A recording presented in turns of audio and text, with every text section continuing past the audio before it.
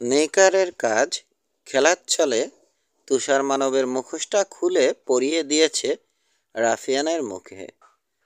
ভেড়ার মুখোশ পরে থাকার সময় চোখের কাছে ফুটো ছিল, দেখতে পাচ্ছিল রাফিয়ান, তাই সহজভাবে নিয়েছিল।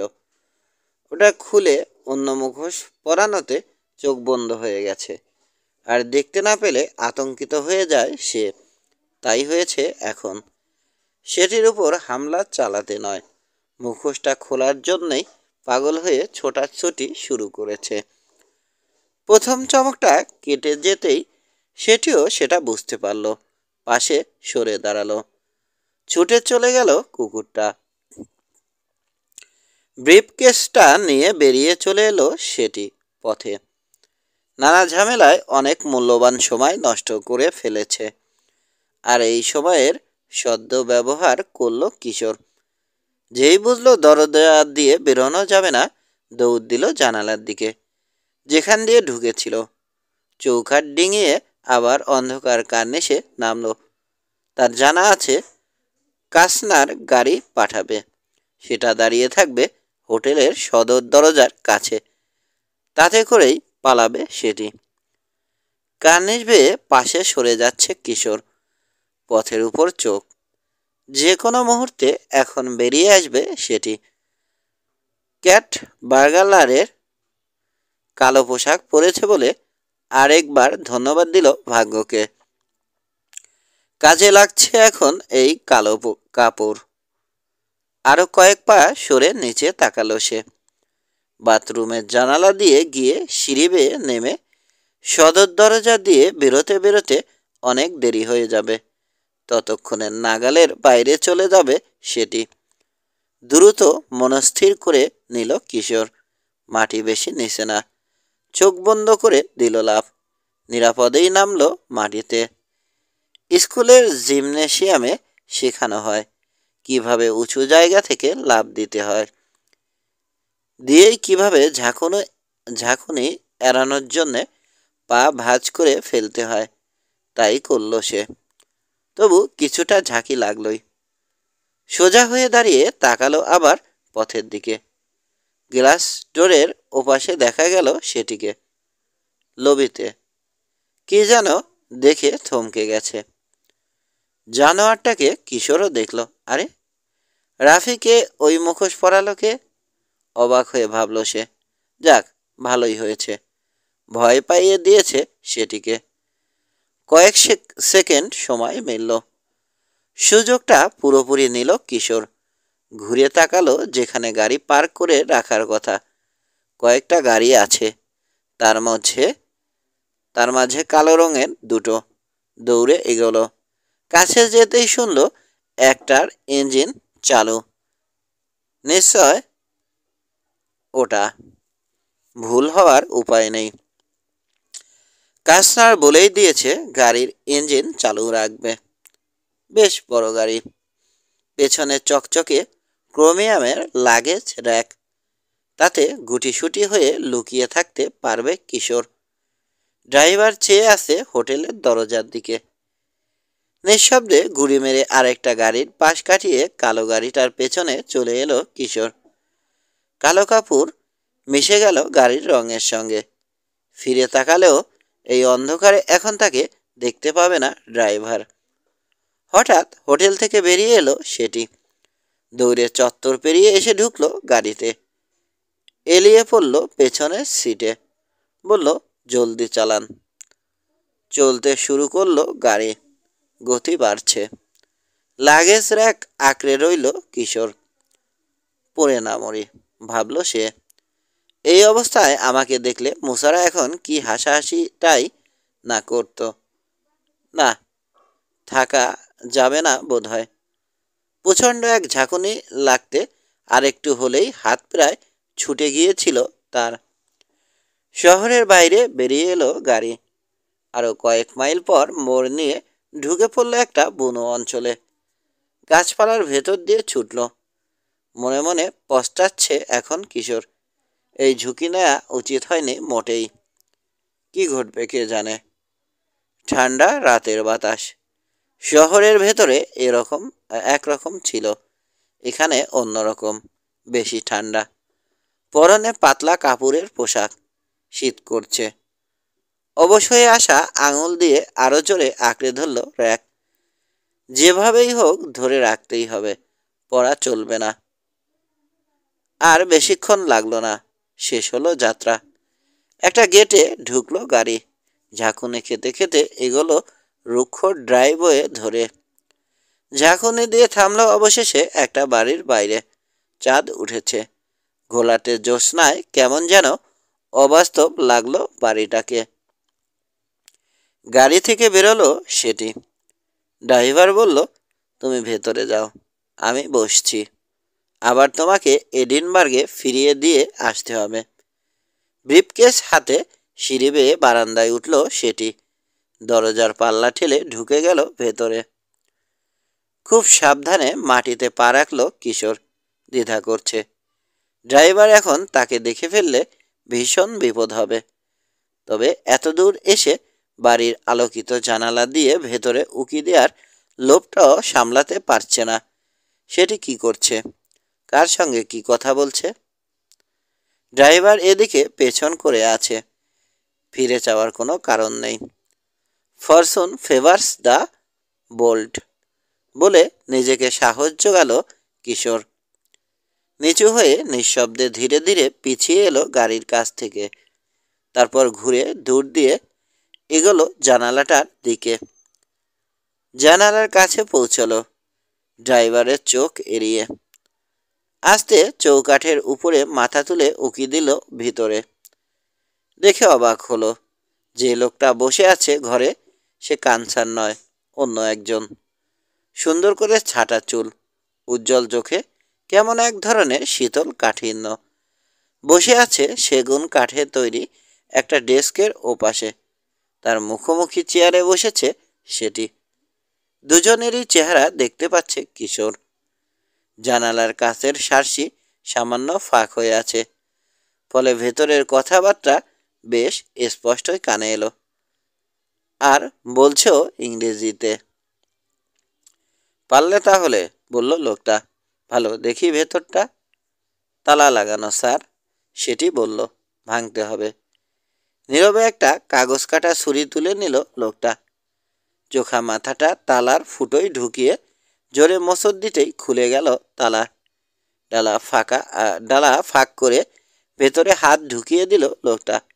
বের করে আনলো এক গাদা পুরনো খবরের কাগজ। দেখে হা হয়ে গেল সেটি। বড় বড় হয়ে যাচ্ছে চোখ। স্পষ্ট দেখল কিশোর। লোকটার চোয়াল কঠিন হয়ে গেল। টেবিলে সরিয়ে দিল কাগজগুলো। রাগে জ্বলে উঠল শীতল চোখের তারা। এই তোমার ফর্মুলা? কণ্ঠস্বর বদলে গেছে লোকটার। শুনলে ভয় লাগে এখন। এগুলো আনতে বলা হয়েছে। আরেকদিকে মুখ ফিরিয়েছে সেটি। বোঝা যাচ্ছে না তার চেহারা কেমন হয়েছে। আবার যখন এদিকে ফিরল, দেখা গেল ফ্যাকাশে হয়ে গেছে। এক বিন্দু রক্ত নেই যেন মুখে।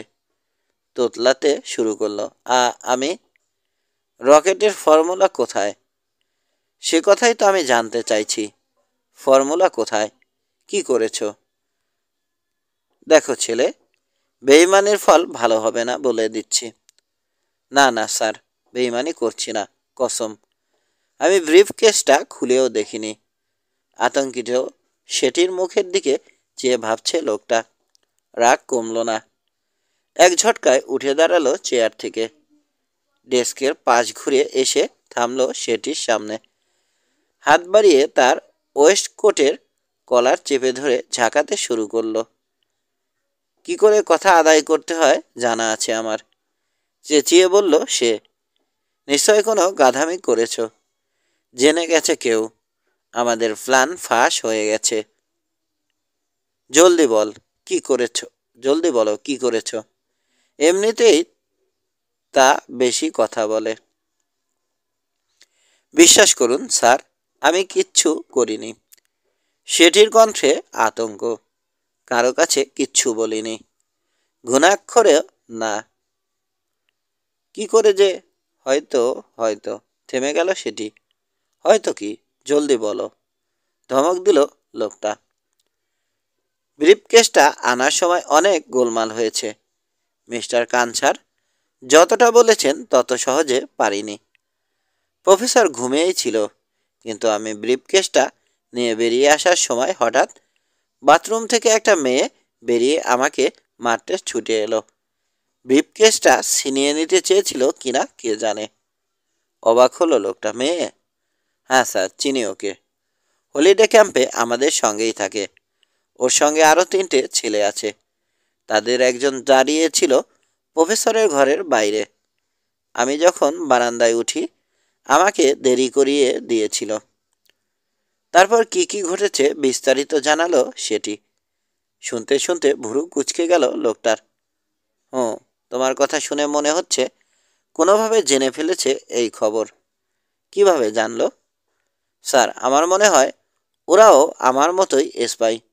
অন্য কোনো দেশের হয়ে ব্রিফকেসটা চুরি করতে এসেছিল। তবে ওদের আগে গিয়ে আমি... না, তুমি আগে যাওনি। ওরাই তোমার আগে ঢুকে বসেছিল। আর চুরি করাই যদি উদ্দেশ্য হবে, তোমাকে দেখে বেরোতো না, থাকতো বাথরুমেই। তুমি ব্রিফকেস নিয়ে আসার পর ফর্মুলা নিয়ে বেরিয়ে যেত। তুমি জানতেই পারতে না কিছু। আশ্চর্য, খুবই আশ্চর্য লাগছে আমার কাছে। চুপ করে কিছুক্ষণ ভাবলো লোকটা, তারপর বলল, মাস্কেটিয়ারের পোশাক পরা ছেলেটা দরজা পাহারা দিচ্ছিল না? হ্যাঁ স্যার। আর কাউকে দেখেছ? না, কেউ ছিল না। খালি বারান্দা, কোনো পোর্টারও না। বেঁচেছ। 2টো ছেলে মেয়ে ছাড়া আর কেউ তোমার বিরুদ্ধে কিছু বলতে পারবে না। ওরা কিছু বলেও সুবিধা করতে পারবে না। ওরা বলবে করেছ, তুমি বলবে করনি। কার কথা বিশ্বাস করবে পুলিশ? তার মানে তেমন কোনো বিপদ হচ্ছে না তোমার। এতক্ষণে কিছুটা স্বস্তি পেল সেটি। তাহলে এখন আমি কি করব স্যার? কিছু না, তোমাকে হোটেলে পৌঁছে দেবে ড্রাইভার। সেখান থেকে ফিরে যাবে হলিডে ক্যাম্পে। সহজ স্বাভাবিক আচরণ করবে। ওই ছেলে মেয়েগুলোর উপর চোখ রাখবে, তবে ওরা যেন বুঝতে না পারে যে তুমি নজর রাখছো।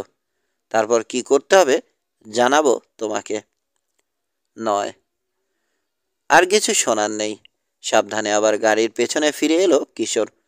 উঠে বসলো লাগেজ র্যাকে। ফিরে চলল গাড়ি, আগের চেয়ে দ্রুত গতিতে।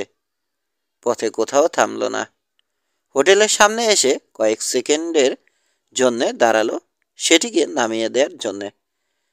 একই সময়ে নামার সাহস পেল না কিশোর, চোখে পড়ে যাওয়ার ভয়ে। সেটি নেমে গেল। গাড়িটা আবার চলতে শুরু করতেই লাফ দিয়ে নামলো চত্বরে। সোজা থাকতে পারল না, চিত হয়ে পড়ে গেল। ব্যথা পেল, তবে হাড় আর কিছু ভাঙল না। ছড়ে যাওয়া হাঁটু আর কোনোই ডলতে ডলতে বলরুমের দিকে এগোলো। পুরস্কার বিতরণ করা হচ্ছে তখন। অনুষ্ঠানের এটাই শেষ পর্ব। সময় মতোই পৌঁছাতে পেরেছে। এক কোণে দাঁড়িয়ে আছে জিনা, মুছা আর রবিন। ওদের সঙ্গে কথা বলছে মারিয়া, নিকার আর বব। রাফিয়ানও আছে। কিশোরকে দেখেই দৌড়ে এলো কুকুরটা। এই রাফি, কেমন আছিস? মাথায় হাত বুলিয়ে দিয়ে বলল কিশোর। পুরস্কার পেয়েছিস কিছু?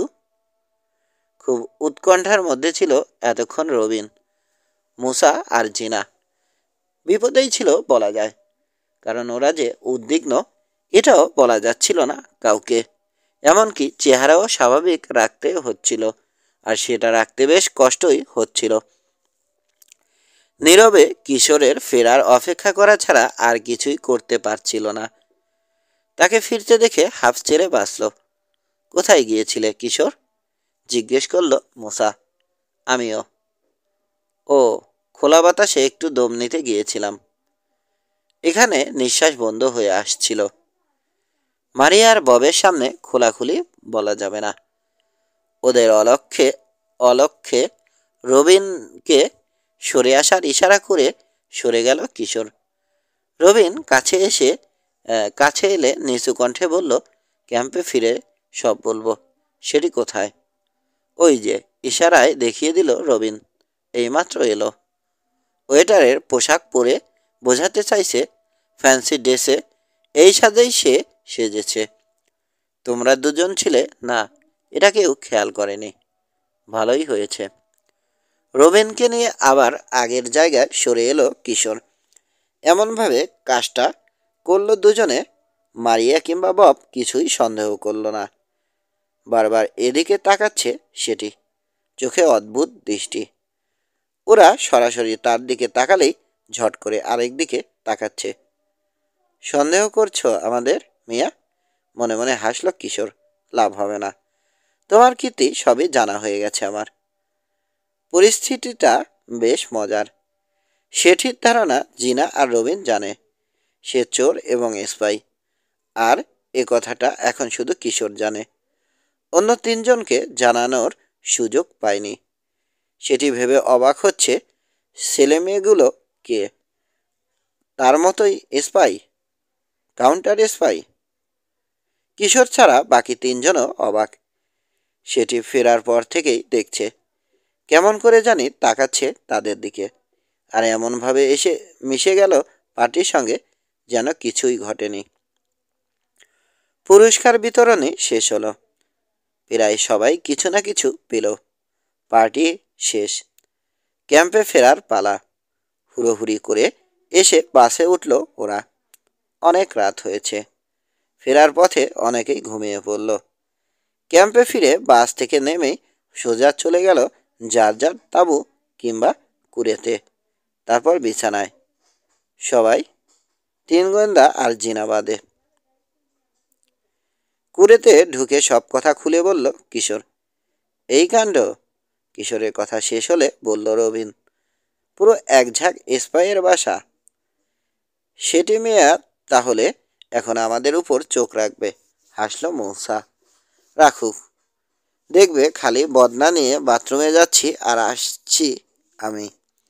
পার্টিতে বেশি খেয়ে ডায়রিয়া হয়ে গেছে। তার কথা শুনে হেসে উঠল অন্যেরাও। কিছুই না বুঝে হুফ হুফ করল রাফিয়ান।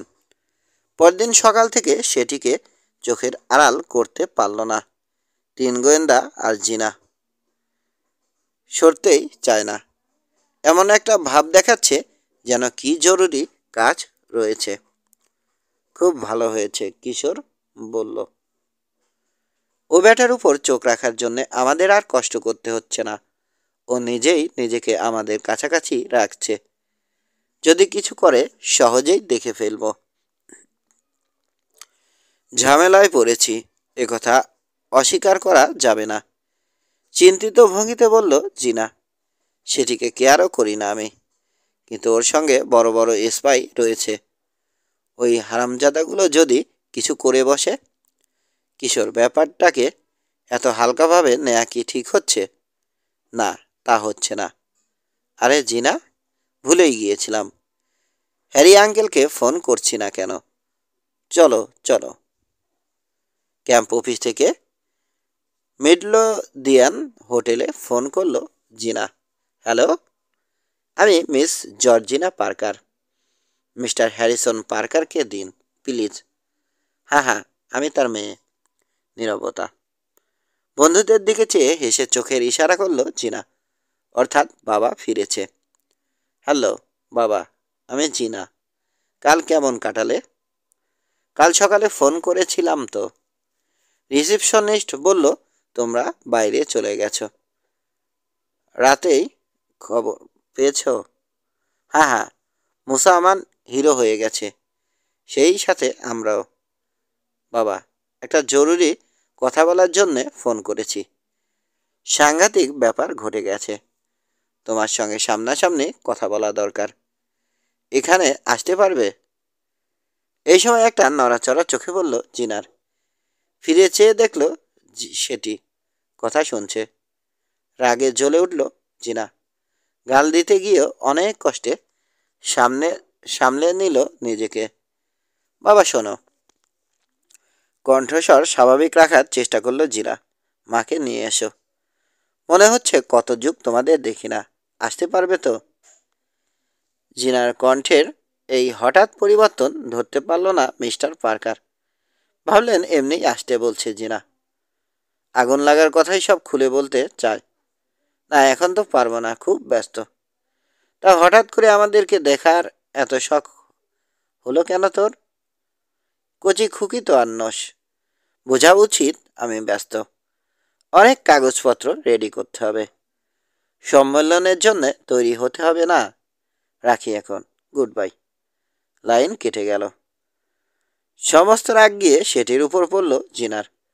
কড়া চোখে একবার সেদিকে তাকিয়ে গটমট করে বারান্দা থেকে নেমে কুড়ের দিকে এগোলো। কি হলো জিজ্ঞেস করলো মূসা, হঠাৎ রেগে গেছ? সেটি হারামজাদার জন্যেই পারলাম না। বাবার সঙ্গে কি কথা হয়েছে জানালো জিনা। ভাবছি মারিয়াকে সব বলে তাকে দিয়ে একবার ফোন করাবো বাবাকে। তার উপর চোখ রাখবে না সেটি। না, মাথা নাড়ল কিশোর। আর কাউকে বলা উচিত হবে না। মারিয়া কথা ফেটে রাখতে পারবে কিনা সন্দেহ আছে আমার। ক্যাম্পের সবাইকে জানিয়ে দেবে। স্পাইগুলো তখন হুঁশিয়ার হয়ে যাবে, আর ধরা যাবে না ওদেরকে। তাহলে হ্যারি আঙ্কেলকে চিঠি লেখা যাক, পরামর্শ দিল মূসা। সেটাও ঠিক হবে না, বলল কিশোর। নিশ্চয় এডিনবার্গে এখন গুপ্তচরে ছেয়ে গেছে নানান দেশের স্পাই। নিজেদের বিজ্ঞানী, অন্য দেশের বিজ্ঞানী, সবার উপর চোখ রাখছে ওরা।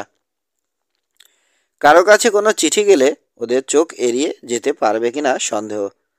হয়তো রুমে রুমে গোপন মাইক্রোফোন লাগিয়ে রেখেছে, টেলিফোন লাইন টেপ করে রেখেছে। জিনাকে দিয়ে ফোন করিয়েই ভুল করলাম হয়তো। জিনার ফোনের মানে ওরা বুঝে গিয়ে থাকলে ভয়ানক বিপদে পড়ব আমরা। কি করব তাহলে? প্রশ্ন করল রবিন। প্রথম কথা, নোট বা চিঠি পাঠাতে পারবো না, ফোনেও কিছু বলা যাবে না। দেখা করতে গেলে পিছে পিছে যাবে সেটি। সন্দেহ বাড়বে তার বসদের। হয় পালাবে, নয় লুকিয়ে পড়বে। পুলিশ আর ধরতে পারবে না। তার চেয়ে যা করছি তাই করি, চুপ করে থাকি। সেটি আমাদের উপর চোখ রাখতে থাকুক, আমরা তার উপর চোখ রাখি। তারপর দেখা যাক কি হয়। হাসল মূসা। বোঝা যাচ্ছে স্পাই ধরার সমস্ত কৃতিত্ব তুমি নিতে চাইছ। সুনাম কি আমার একলা হবে নাকি? তোমাদের হবে না? পরের দুটো দিন আর কিছু ঘটল না। অস্বাভাবিক কিছু করল না সেটি। তিন গোয়েন্দার জিনাও কিছু করল না। সেটির অবাক লাগছে। জিনা কিংবা রবিন তাকে কিছু বলে না কেন? সে রাতে তো তাকে মারার জন্যে খেপে গিয়েছিল মেয়েটা। তবে কি ওরাও তার উপর চোখ রাখছে? যতই ভাবল তার মনে হলো হ্যাঁ, সেটাই স্বাভাবিক। ওরা কোনো দেশের গুপ্তচর, তাতে কোনো সন্দেহ নেই এখন তার। তারপর তৃতীয় দিন সকালে ক্যাম্পে ডাইনিং রুমে যেন একটা বোমা ফাটানো হলো তিন গোয়েন্দা আর জিনার জন্যে। রেডিও বাজছে। মিউজিক শেষে শুরু হলো খবর। স্থানীয় খবর পড়তে লাগলো নিউজ রিডার। রহস্যজনকভাবে নিখোঁজ হয়েছেন আমেরিকান বিখ্যাত বিজ্ঞানী প্রফেসর হেনরি স্পাইসার। এবারকার এডিনবার্গ সায়েন্স কনফারেন্সে যোগ দিতে এসেছিলেন তিনি। তাকে কিডন্যাপ করা হয়েছে। সম্মেলনে যাওয়ার জন্য হোটেলের বাইরে বেরিয়ে ট্যাক্সি ডাকেন প্রফেসর। এই সময় বড় কালো একটা ট্যাক্সি এসে থামল তার পাশে। দুজন লোক বেরিয়ে প্রকাশ্য দিবালোকে লোকজনের চোখের সামনে তাকে ধরে ট্যাক্সিতে তুলে নিয়ে যায়। খবর শুনে ধোয়া হয়ে গেল তিন গোয়েন্দা আর জিনা। খাওয়া থামিয়ে দিল। পড়ে চলেছে নিউজ রিডার। 3 রাত আগে একটা অদ্ভুত ঘটনা ঘটেছে প্রফেসরের ঘরে। ঘুমিয়েছিলেন তিনি। ঘুম থেকে উঠে দেখেন তার ব্রিফকেসটা নেই। তাতে মূল্যবান কাগজপত্র ছিল। পুলিশকে ফোন করলেন। পরে দেখেন তার বিছানায় পড়ে আছে কাগজগুলো। ওগুলোর উপরই ঘুমিয়েছিলেন। ব্রিফকেসটা এখনো উদ্ধার করতে পারেনি পুলিশ। অন্য টেবিলে বসা সেটির দিকে আর চোখে তাকালো কিশোর। স্পাইটাও কান খাড়া করে খবর শুনছে। একে অন্যের দিকে তাকালো গোয়েন্দারা। চোখে চোখে কথা হয়ে গেল। তাড়াতাড়ি খাওয়া শেষ করে বাইরে বেরিয়ে এলো ওরা। নিরাপদে কথা বলার জন্যে কুড়েতে চলল। 10 শেষ তক, বলল রবিন। কিডন্যাপই করে ফেলল। খবর শুনেই বোঝা যাচ্ছে, মুছা বলল। পুলিশ আর প্রেস কিচ্ছু জানে না কারা কিডন্যাপ করেছে, কেন করেছে। কিশোর, আর দেরি করা ঠিক না। পুলিশকে গিয়ে সব জানানো দরকার। কি হবে জানিয়ে? প্রশ্ন তুলল কিশোর। কি প্রমাণ আছে আমাদের কাছে? সেটিকে ধরে যদি জিজ্ঞেস করেও সব কিছু অস্বীকার করবে সে। আর কিছু করার আছে তখন পুলিশের? তবে সেটিকে ধরবে কিনা তাতেও যথেষ্ট সন্দেহ আছে আমার। পুলিশ আমাদের কথা বিশ্বাস করবে না। খবরের কাগজওয়ালাদের কাছে গিয়ে বললে ওরা হাসবে। তাতে স্পাইদের লাভ। সাবধান হয়ে যাবে ওরা। প্রফেসরকে এমন কোথাও সরিয়ে ফেলবে আর খুঁজেই পাব না। অবাক হয়ে মোছা বলল, প্রফেসর কোথায় আছেন জানো নাকি তুমি? আন্দাজ করতে পারছি। আমার বিশ্বাস বনের মধ্যে সেই বাড়িটাতে নিয়ে যাওয়া হয়েছে তাকে। রকেটের ফর্মুলার জন্যই কিডন্যাপ করা হয়েছে।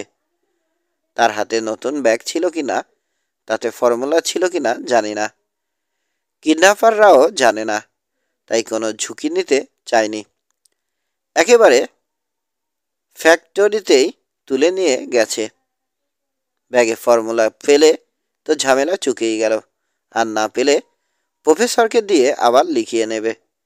চেষ্টা করলে নিশ্চয় নতুন করে আবার লিখতে পারবেন তিনি। হ্যাঁ, ভালোই বুদ্ধি করেছে শয়তানেরা, একমত হলো জিনা।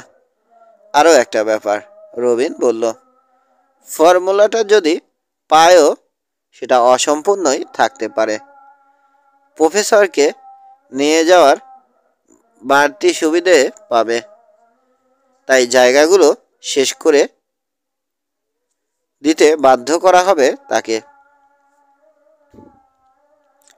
কিশোর, মুসা বলল, তুমি শিওর ওই বাড়িটাতেই তাকে রাখা হয়েছে? তাই তো মনে হয়। তবে পুলিশকে নিয়ে যেতে পারবো না ওখানে, তোমাদেরও না।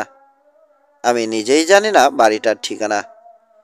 সে রাতে লাগেজ রেখে এমনভাবে ছিলাম পড়ে না যাই, সে চেষ্টা করতে করতেই অবস্থা কাহিল। পথের নিশানা রাখতে পারিনি। তাছাড়া এডিনবার্গে আমরা নতুন, পথঘাট প্রায় কিছুই চিনি না। রকিবিস হলে অন্য কথা ছিল। কাজেই চীনে আবার ওখানে ফিরে যেতে পারবো বলে মনে হয় না। হঠাৎ চাপা গলায় গর্জন করে উঠল রাফিয়ান। লম্বা হয়ে শুয়েছিল। লাফ দিয়ে উঠে দরজার দিকে দৌড় দিল। ঘেউ ঘেউ শুরু করলো গলা ফাটিয়ে। অবাক হয়ে তার দিকে তাকালো জিনা। রাফি, কি হয়েছে রে? ততক্ষণে উঠে পড়েছে কিশোর। এক ধাক্কায় দরজা খুলে বেরিয়ে এলো বাইরে। তার পেছনে রাফিয়ান। বেরিয়েই তীরবেগে ছুটল ঘন হয়ে জন্মানো একগুচ্ছ গাছের দিকে। একটা মূর্তিকে অদৃশ্য হয়ে যেতে দেখা গেল গাছগুলোর আড়ালে। পেছন থেকে শুধুমাত্র তার পরনের ফ্যান চোখে পড়ল কিশোরের। বুঝতে পারল না ছেলে না মেয়ে। নিশ্চয় সেটি। রাগে মনে মনে জ্বলে উঠল গোয়েন্দা প্রধান। ওই শয়তানটা ছাড়া কেউ না। ওভাবে আড়ি পেতে আর কেউ শুনতে আসবে না। নিশ্চয় আমাদের কথা সব শুনে গেছে। দূর, এবার কপালটাই খারাপ আমাদের। গাছপালার ভেতরে ঢুকে পড়েছে রাফিয়ান। তারা নাকি বলে দিচ্ছে মানুষটা কোন দিকে গেছে। ধরে ফেলতে পারবে সহজেই, কিংবা বরং বলা যায় পারত। কারণ গাছগুলোর আড়াল থেকে বেরিয়ে একটা ঝোপের দিকে দৌড় দিতে যাবে। এই সময় তার সামনে এসে দাঁড়ালো এক ঝাঁক ছেলে মেয়ে। ঘিরে ধরল তাকে। আনন্দে চেঁচামেচি জুড়ে দিল। এই হলিডে ক্যাম্পে বাচ্চাদের খুবই প্রিয় হয়ে উঠেছে রাফিয়ান। হায় রাফি, চেঁচিয়ে উঠল একজন, যাচ্ছিস কোথায়? আয়, পা মেলা। হাত বাড়িয়ে দিল ছেলেটা। তার কলারের বেল্ট চেপে ধরল একজন। একজন পিঠে হাত বুলিয়ে দিল, আরেকজন মাথা চাপড়ে দিল। কিশোর এসে দেখল সেটিকে তাড়া করার কথা ভুলে বসে আছে রাফিয়ান। আনন্দে খেলা জুড়েছে। আশপাশে স্পাইটার ছায়াও দেখা যাচ্ছে না। পালিয়ে যাওয়ার যথেষ্ট সুযোগ পেয়েছে সময়ও। দূর, কপালটা এবার সত্যিই খারাপ, আরেকবার ভাবল কিশোর। পরের দিন ঘটল দুর্ঘটনা। অল্পের জন্যে বেঁচে গেল কিশোর। লকের মাঝখানে বিরাট একটা ড্রাইভিং টাওয়ার আছে, ভাসমান এক ধরনের প্ল্যাটফর্ম। বিভিন্ন উচ্চতায় বেশ কায়দা করে লাগানো হয়েছে ড্রাইভিং বোর্ড। চমৎকার উষ্ণ আবহাওয়া। মিস্টার মার্ফি ঠিক করলেন ছেলে মেয়েদেরকে সাঁতার কাটতে পাঠাবেন। ঘোষণা করে দিলেন সে কথা। টমাসকে সঙ্গে নিয়ে উৎসাহী সাঁতারুদেরকে পাঠানোর ব্যবস্থা করলেন। অনেকগুলো ক্যানো জাতীয় নৌকা আছে ক্যাম্পের, ওগুলোতে করেই চলল সাঁতারুরা। অনেকেই চলল। তাদের মধ্যে জিনা তো অবশ্যই রয়েছে, আর রয়েছে 3 গোয়েন্দা, বব, মারিয়া, আরও অনেকে। একটা ছেলে, ড্যানিয়েল তার নাম। সেটির মতো অত খারাপ না হলেও খুব একটা ভালো না, আর বেশ অহংকারী। সবাইকে বলতে লাগলো কত বড় সাঁতারু সে, কত ভালো দক্ষ ড্রাইভার ড্রাইভার কথাবার্তা শুনে মনে হলো সাঁতারে বিশ্ব চ্যাম্পিয়ন সে, অসংখ্য অলিম্পিক মেডেল বিজয়ী। যারা সাঁতার জানে না তাদেরকে মাত্র আধ ঘন্টায় সাঁতার শিখিয়ে দেবে, এই চ্যালেঞ্জও দিয়ে বসল। ওকে নিয়ে খানিকটা মজা করার লোভ সামলাতে পারল না মুসা। হেসে বলল, ড্যানি ভাই, আমরা একেবারে আনাড়ি, সাঁতারের কিচ্ছু জানি না, শুধু দেখতে চলেছি। আমি আর জিনা তো জীবনে পানিতেই নামিনি। ওই কিশোর আর রবিনটাও কিছু জানে না, দয়া করে যদি শিখিয়ে দিতেন। এটা আর এমন কি ব্যাপার, তুড়ি বাজিয়ে বলল ড্যানিয়েল। দেব শিখিয়ে, ওই যে বললাম আধ ঘন্টা। প্ল্যাটফর্মে দাঁড়িয়ে কথাগুলো বলল সে। ওখানে ছেলে মেয়েদের ভিড়। মুসা এবং ড্যানের কথা অনেকের মতো বিশেষ একজনও শুনেছে সেটি। রহস্যময় একটা হাসি খেলে গেল তার ঠোঁটে, আর চোখে তাকালো একবার কিশোরের দিকে। এক এক করে ড্রাইভিং বোর্ডে উঠে গেল কয়েকজন ড্রাইভার।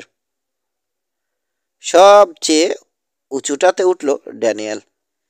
চেঁচিয়ে বলল, এই যে দেখো আমি কিভাবে কি করি, এক জাম্পে 2বার ডিগবাজি খেয়ে পড়ব। ড্যানিয়েলের কীর্তি দেখার জন্য ঠেলাঠেলি করে এলো ছেলেমেয়েরা। টাওয়ারের গোড়ায় প্ল্যাটফর্মের একেবারে কিনারে দাঁড়িয়ে আছে কিশোর, কয়েকটা ছেলের পেছনে। মুখ উঁচু করে ড্যানিয়েলকে দেখছে। ঠিক তার পেছনেই যে এসে দাঁড়িয়েছে সেটি জানেও না। যখন জানলো দেরি হয়ে গেছে। হঠাৎ কি মনে হতেই মুখ ফিরিয়ে তাকালো কিশোর। চোখাচোখি হয়ে গেল স্পাইটার সঙ্গে। সেই মুহূর্তে তাকে জোরে এক ধাক্কা মারল সেটি। তাল সামলাতে পারল না কিশোর, প্রায় উড়ে গিয়ে পড়ল লকের পানিতে। কেউ খেয়াল করল না ব্যাপারটা। সবাই ড্যানিয়েলের পতন দেখছে। তার পানিতে পড়া আর কিশোরের পড়া প্রায় একই সময়ে ঘটল, ফলে আওয়াজেও বোঝা গেল না কিছু। মাথা নিচু করে পড়েছে কিশোর। পানির নিচে তেরছা হয়ে বেরিয়ে আসে প্ল্যাটফর্মের খানিকটা। তাতে ভীষণ জোরে ঠুকে গেল মাথা। ক্ষণিকের জন্য জ্ঞান হারালো সে। ঠান্ডা পানি দ্রুত হুঁশ ফেরালো তার। সাঁতার না জানলে মরেছিল, আর উঠতে হতো না। আর সাঁতার জানে না মনে করেই ফেলেছে সেটি। ওই যে শুনেছে মুসার কথা, আমরা কেউ সাঁতার জানি না। কিশোরকে মেরে ফেলতে চেয়েছে। সেটি যে এতখানি খারাপ, মানুষ খুন করতেও দ্বিধা পিছপা নয় টাকার জন্যে, এটা ভাবতেও পারেনি কিশোর তাহলে আরও সতর্ক থাকত। ভেসে উঠল কিশোর উপর দিকে চেয়ে দেখল সেটি নেই। তাকে ফেলে দিয়েই সরে গেছে। আবার গিয়ে ড্রাইভিং বোর্ডে উঠেছে ড্যানিয়েল। বিচিত্র অঙ্গভঙ্গি আর ভাড়ামি করে বাচ্চাদের হাসাচ্ছে। এত প্রচণ্ড শোরগোল কিশোরের মনে হলো এখন একটা ফগ হর্ন বাজালেও কারো কানে ঢুকবে না। সাহায্যের জন্য চেঁচিয়ে লাভ নেই, কেউ শুনতে পাবে না তার ডাক। যা করার নিজেকেই করতে হবে। মাথায় বাড়ি লাগায় খুব দুর্বল লাগছে। কিছুক্ষণ ভেসে থেকে কাটিয়ে নিল সে ভাবটা। ফুলে উঠেছে মাথার এক পাশ, সাংঘাতিক ব্যথা করছে। প্ল্যাটফর্মে উঠে এলো আবার কিশোর। ভিড়ের মধ্যে সেটিকে চোখে পড়ল। আস্তে করে তার পিছনে গিয়ে দাঁড়ালো। ইচ্ছে করেই জোরে কনুই দিয়ে এক গুঁতো মারল তার পিঠে। ঝট করে ফিরে তাকালো সেটি। গাল দেওয়ার জন্যে মুখ খুলেছিল। খোলাই রইল মুখটা, চোখ বড় বড়, যেন বিশ্বাস করতে পারছে না। যেটুকু সন্দেহ ছিল কিশোরের তাও দূর হয়ে গেল। আচমকা ঠেলা লেগে সে পড়েনি।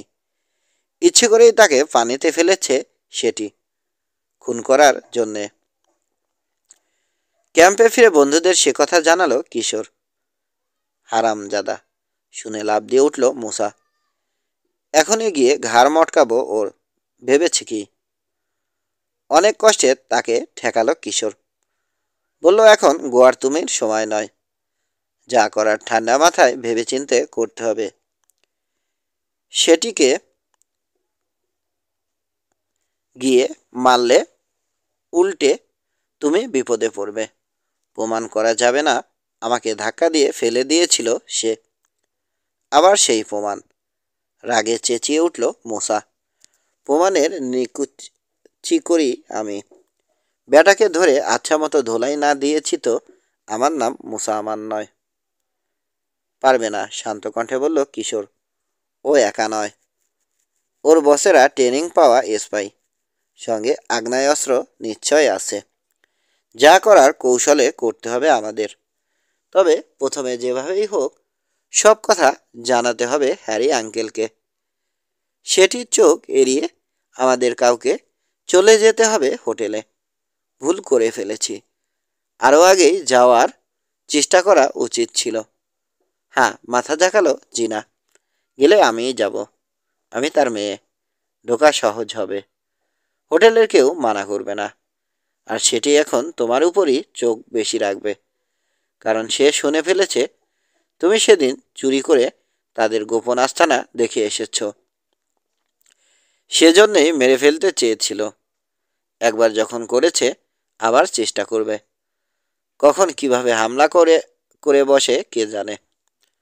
আমারও তাই মনে হয়, বলল কিশোর। শোনো কি করব। আজ বিকেলে ক্যাম্পের বাইরে একটা গুপ্তধন শিকারের আয়োজন করেছেন মিস্টার মার্ফি। যা মনে হয় টমাসকে সঙ্গে দিয়েই পাঠাবেন। তার মানে এখান থেকে বেরিয়ে গিয়ে ইচ্ছে মতো ঘুরে বেড়াতে পারবো আমরা। তখন কোনো একটা ছুতোয় আমাদের কাছ থেকে সরে যাবে তুমি। হাইওয়েতে গিয়ে যেভাবেই হোক একটা গাড়ি ধরে লিফট নেবে, চলে যাবে এডিনবার্গে। আঙ্কেলকে জানিয়ে যত তাড়াতাড়ি পারো ক্যাম্পে ফিরে আসবে, ঠিক আছে? ভালোই আয়োজন করা হয়েছে। বুনো এলাকায় ব্যবস্থা হয়েছে গুপ্তধন শিকারের। তীর চিহ্ন আর আরও নানা রকম চিহ্ন দিয়ে একটা গোলক ধাঁধার মতো সৃষ্টি করা হয়েছে। যে ওই ধাঁধার রহস্য ভেদ করে সঠিক জায়গায় পৌঁছাতে পারবে সেই খুঁজে পাবে গুপ্তধন, অর্থাৎ এক ব্যাগ সোনার মোহর। ব্যাগের উপরেই যা সোনালি রং দিয়ে লেখা রয়েছে সোনার মোহর, ভেতরে রয়েছে আসলে চকোলেট। তবে সেটা নিয়ে মাথা ব্যথা নেই বাচ্চাদের, মজাটা অন্যখানে। খুঁজে বের করাতে যত আনন্দ। ছোট ছোট দলে ভাগ হয়ে গুপ্তধন খুঁজতে শুরু করলো ছেলেমেয়েরা। হাসাহাসি হাসাহাসি হইচয়ে মুখর হয়ে উঠল নীরব বনভূমি। এই খেলায় বেশ আনন্দ পেল তিন গোয়েন্দা আর জিনা। যদি না জরুরি কাজ থাকতো তাদের হাতে। এমন ভান করলো ওরা যেন নিশানা দেখে দেখে খুঁজছে, আসলে একটু একটু করে সরে যাচ্ছে হাইওয়ের দিকে। এই সতর্কতার দরকার আছে কিনা বুঝতে পারছে না কিশোর, কারণ সেটিকে দেখা যাচ্ছে না। ধরে নিল আছে বেটা কাছাকাছি কোথাও। গাছপালা আর ঝোপের আড়ালে থেকে চোখ রাখছে তাদের উপর। বনের প্রান্তে চলে এলো ওরা। আরে দেখো, বলে উঠল রবিন। হাত তুলে দেখালো সেটি। ওই যে একটা লোকের সঙ্গে কথা বলছে সেটি। ওই লোকই, বলল কিশোর। ওকেই সেদিন দেখেছি ঘরের মধ্যে। সেটিকে ধমকাচ্ছিল। ওর কথাই বলেছি। পথের কিনারে বড় একটা গাছের নিচে দাঁড়িয়ে কথা বলছে দুজনে। দূরে রয়েছে, এখান থেকে ওদের কথা শোনা যাচ্ছে না। এই সুযোগ, বলল কিশোর। লোকটার পিছু নেব, খুঁজে বের করব বনের ভেতরের বাড়িটা। হ্যাঁ, এটাই সুযোগ। কপাল গুনে যখন মিলে গেছে সুযোগটা মিস করা উচিত হবে না, একমত হলো সবাই। একটা ঝোপের আড়ালে লুকিয়ে পড়ল ওরা। দুজনের উপর চোখ রাখল। কি করে লোকটাকে অনুসরণ করা যায় ভাবছে কিশোর। কোনো উপায় বের করতে পারছে না। একসময় ঘুরে দাঁড়ালো সেটি। সরু একটা বনপথের দিকে এগোলো। লোকটা দাঁড়িয়ে আছে আগের জায়গায়। সেটির দিকে চেয়ে আছে। চিন্তিত দেখাচ্ছে তাকে। সেটি তো গেল, ফিসফিস করে বলল মোসা। এখন কি করা? লোকটার পিছু নেব কিভাবে? নিচের ঠোঁটে ঘন ঘন চিমটি কাটছে কিশোর। ওই যে সাদা গাড়িটা, দেখালো সে। নিশ্চয় লোকটার। আমার মাথায় একটা বুদ্ধি এসেছে। আমাদের চিনবে না সে। গিয়ে অনুরোধ করব একটা লিফট দিতে। বলবো এডিনবার্গে যেতে চাই। রাজি হয়েও যেতে পারে। তবে এডিনবার্গ পর্যন্ত তো যাবে না। বনে ঢোকার পথের মোড়ে আমাদের নামিয়ে দেবে। যদি নেয়, সে গাড়ি নিয়ে ঢুকে যাবে বনে, সেই বাড়িতে যাবে। আর যদি তাই করে, একেবারে পানির মতো সহজ হয়ে যাবে আমাদের কাজ। এডিনবার্গের দিকে যাবে ভাবছ কেন? প্রশ্ন করল রবিন। গ্লাসগোর দিকেও যেতে পারে। মনে হয় না। এডিনবার্গের দিক থেকে এসেছে, দেখছ না গাড়ির মুখ গ্লাসগোর দিকে। আমি শিওর সেটির সঙ্গে কথা যখন বলেছে আবার এডিনবার্গের দিকেই ফিরবে সে, তার মানে তাদের আস্থানায়। আর সাদা গাড়ির মানেও পরিষ্কার। পুলিশ এখন বড় একটা কালো গাড়ি খুঁজছে। বনের ভেতর অদৃশ্য হয়ে গেছে সেটি। নিশ্চয় আবার তিন গোয়েন্দা আর জিনার উপর চোখ রাখতে যাচ্ছে। কথাটা ভেবে মুচকি হাসল কিশোর। ঘুরে গাড়ির দিকে রওনা হলো লোকটা। কুইক, বলে উঠল কিশোর, চলো। ঝোপের আড়াল থেকে বেরিয়ে প্রায় দৌড় দিল চারজনে। গাড়িতে উঠে বসেছে লোকটা। ইঞ্জিন স্টার্ট দিল। কিশোরের অনুমানই ঠিক। এডিনবার্গের দিকে গাড়ির মুখ ঘোরাতে শুরু করলো সে। দৌড়ে গাড়ির সামনে এসে দাঁড়ালো ওরা। দুই হাত মাথার উপরে তুলে লোকটাকে থামতে ইশারা করল কিশোর। থামল লোকটা। জানালার কাছে এসে অভিনয় শুরু করে দিল কিশোর। মোলায়েম কণ্ঠে বলল, স্যার, বড্ড বিপদে পড়েছি স্যার। এডিনবার্গে যেতে হবে আমাদের, তাড়াতাড়ি। এইমাত্র খবর পেলাম আমার বাবা অ্যাক্সিডেন্ট করেছে। কাঁদো কাঁদো হয়ে গেল হাসপাতালে। হয়তো আর দেখতেই পাবো না। কান্নার জন্যে কথা শেষ করতে পারল না সে। 11। বিভ্রান্ত হয়ে গেল লোকটা। দ্বিধা করছে। ছেলে মেয়েদের মনে হলো নাই করে বসবে। কিন্তু কিশোরের নিখুঁত কান্না দেখে বোধহয় মন গলে গেল। বলল, কিন্তু আমি তো এডিনবার্গ যাচ্ছি না। কথায় করা বিদেশি টান। আরও আগেই আমার বাড়ি, যেখান পর্যন্ত যাব। ওটুকু হলেই চলবে স্যার, বলে উঠল কিশোর। তার পরের ব্যবস্থা করে নিতে পারবো। অসংখ্য ধন্যবাদ স্যার আপনাকে। বলতে বলতেই টান দিয়ে খুলে ফেলল গাড়ির পেছনের দরজা। লোকটা হ্যাঁ না কিছু বলার আগেই হাত নেড়ে বলল, এই তোমরা ওঠো, জলদি করো। রবিন, মুসা আর জিনা বসলো পেছনের সিটে। সামনের সিটে লোকটার পাশে উঠে বসলো কিশোর। রাফিয়ানকে নিয়ে সমস্যা হলো। লোকটাই সমাধান করে দিল। পেছনে তোলো কুকুরটাকে, মেঝেতে বসে থাকবে। মেনি থ্যাঙ্কস স্যার, গদগদ কণ্ঠে বলল কিশোর। কি বলে যে আপনাকে। হয়েছে হয়েছে, হাত নাড়ল লোকটা। তোলো ওটাকে। তিন গোয়েন্দার পায়ের কাছে শুয়ে পড়ল রাফিয়ান। চলতে শুরু করলো গাড়ি। মনে মনে না হেসে পারল না কিশোর। সে রাতে আর আজকের রাতে কত তফাৎ। এই একই জায়গায় চলেছে, ওই একই জায়গায় চলেছে। রাতে গিয়েছিল কালো গাড়ির লাগেজ র্যাক আঁকড়ে ধরে, প্রচণ্ড ঝাঁকুনি সহ্য করতে করতে। প্রতি মুহূর্তে ছিল পড়ে যাওয়ার ভয়। এখন চলেছে নরম গদিতে বসে। হাসি পেলেও হাসল না। বাদলা দিনের আকাশের মতো করে রাখলো মুখটা, যেন যে কোনো সময় শুরু হয়ে যেতে পারে অঝোর বর্ষণ। কিশোরের ভাবসাব দেখে পেট ফেটে হাসি আসছে মোছার। অনেক কষ্টে সামলে রাখলো নিজেকে। লিনহেড গায়ের ভেতর দিয়ে গেছে হাইওয়ে। গ্রামটা পেরিয়ে এলো গাড়ি। আরও মাইল 10 এগোলো, তারপর থেমে গেল। আর সামনে যাবে না। লোকটাকে আরও কয়েকবার ধন্যবাদ দিয়ে গাড়ি থেকে নামলো কিশোর। তার সঙ্গীরাও নামলো।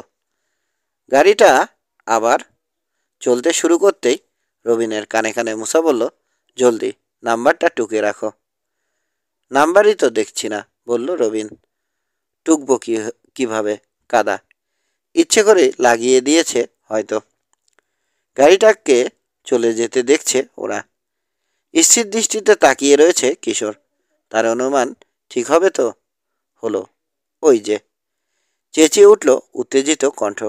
ওই যে ঘুরছে। হ্যাঁ, ঠিকই বলেছিল, মুসা বলল। বনের দিকে ঘুরেছে যখন, বনের মধ্যেই কোথাও যাবে। তাহলে আমার ধারণা ঠিক। এই বনের ভেতরেই কোথাও রয়েছে স্পাইয়ের গোপন ঘাঁটি। এখন শুধু খুঁজে বের করতে হবে বাড়িটা। এত বড় বন, মুসা তেমন আশা করতে পারছে না। ঘন জঙ্গলই বলা যায়। এর মাঝে কোথায় একটা বাড়ি লুকিয়ে আছে কি করে জানবো? খড়ের গাদায় সুচ খোঁজার মতো লাগছে আমার কাছে। রাতের আগে খুঁজে না পেলে আর পাবো না। Nothing venture, nothing win. আশার বাণী শোনালো কিশোর। এখানে দাঁড়িয়ে বকবক করে সময় নষ্ট করে লাভ নেই। চলো কাজ শুরু করি। একেবারে খালি হাত নয় আমরা। বলতে বলতে পকেট থেকে একটা দস্তানা বের করে দেখালো সে। এটা কাজে লাগবে। রাফির নাকের কাছে দোলাবো। গন্ধ শুকে আমাদের হয়ে খোঁজার কাজটা সেই সেরে দেবে। কোথায় পেলে এটা, কার? জানতে চাইল জিনা। নিশ্চয় স্পাইটার। ওর গাড়ির গ্লাভস কম্পার্টমেন্ট থেকেই মেরেছি। তুমি তো একটা আস্ত চোর। মুসা অবাক। কখন মারলে? লোকটা দেখেনি? দেখলে কি আর দিত, হেসে বলল কিশোর। একবার মোড় ঘোরাচ্ছিল, পাশের দিকে চেয়েছিল, সেই সুযোগে নিয়েছি। চেষ্টা করলে পকেটমারের ওস্তাদ হতে পারবে, কিন্তু কাজ হবে এটা দিয়ে? হতেও পারে, দেখতে দোষ কি? আশা বাড়ল মুসার। রাফিয়ানের উপর ভরসা করা যায়, তবে জিনিসটা ওই লোকের হলে হয়। তোমরা তিনজনেই যাচ্ছ তাহলে? জিজ্ঞেস করলো জিনা। না, মাথা নাড়ল কিশোর। ঝুঁকি যত কম নেওয়া যায় তত ভালো। আমি আর মুসা যাব। তুমি রবিনকে নিয়ে চলে যাও এডিনবার্গে। আমরা দুজনে আটকা পড়লে তোমরা এসে সাহায্য করতে পারবে। একটা বাস ট্রাস ধরে চলে যাও। যেভাবেই হোক আঙ্কেলের সঙ্গে দেখা করবেই। হ্যাঁ, দেখা না করে আর উপায় নেই, জিনা বলল। আমরা ইতিমধ্যে বাড়িটা বের করে ফেলার চেষ্টা চালাবো। যদি পাই ঢুকে দেখব প্রফেসর স্পাইসার ওখানে আছেন কিনা। আর কিছু বলার আছে? বলার থাকলেই বাকি। কিশোর কি কারো কথা শুনবে নাকি? মুসা কিংবা রবিন, কারোরই ব্যাপারটা পছন্দ হচ্ছে না। বড় বেশি ঝুঁকি নিতে যাচ্ছে গোয়েন্দা প্রধান। না, কি আর বলবো, রবিন বলল। জিনা, এসো যাই। ওখানে গিয়ে দাঁড়াই। বাস পেলে তো ভালো, না হলে কোনো কারটারকে ধরতে হবে।